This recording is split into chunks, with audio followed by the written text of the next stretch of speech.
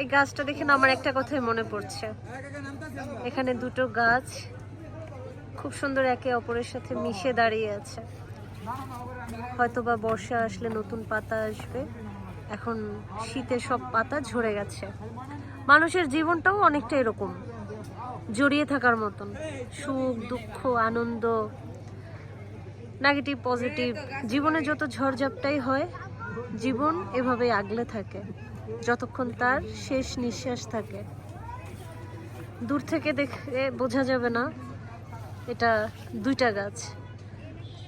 এখানে দুইটা গাছ, ডালগুলো একসাথে মিশে আছে।